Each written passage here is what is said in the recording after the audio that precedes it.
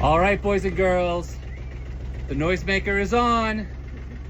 Oh, God in heaven, what a foolish, nonsensical everything. One, you should always monitor your first fuel filter, because if you get bad fuel or you get water in your fuel or something like that, this bottom part changes. You can see the stuff collecting there. So you should change your filters more often than you think you should. I definitely think we got water in the system, and I just didn't notice, because like, you change them when you change your oil, not a big deal most of the time, until it is a big deal. Then we had lots of spare filters, but we didn't have a spare water pump.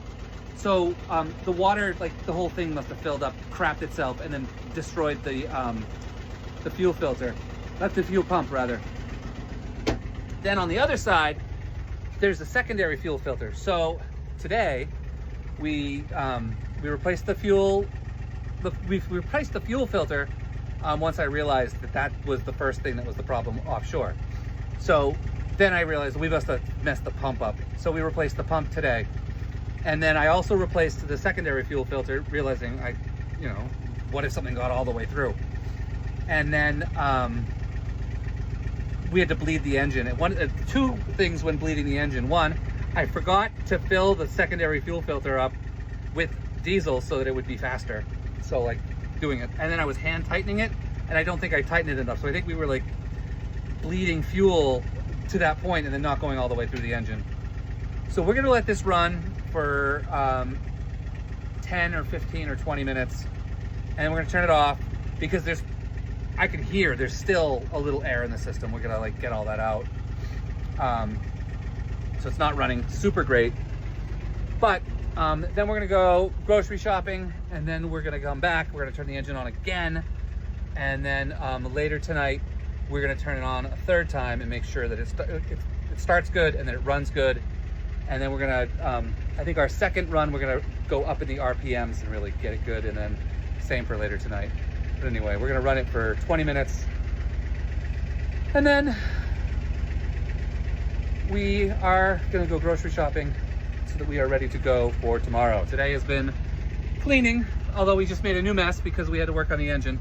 But yes, we are functional once again. I no longer feel unsafe or unsound, which I always do when the motor's not working.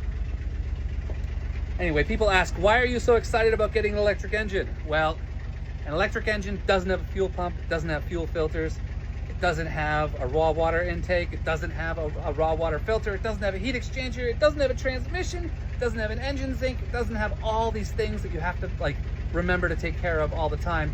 And even if you take care of them all the time, it only takes one bit of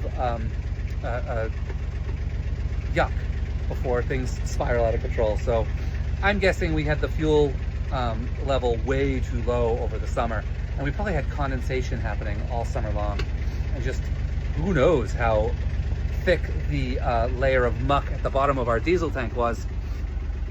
And then when we got offshore in New York and New Jersey, we were bouncing for a while. And I think it just stirred everything up, and just out she goes.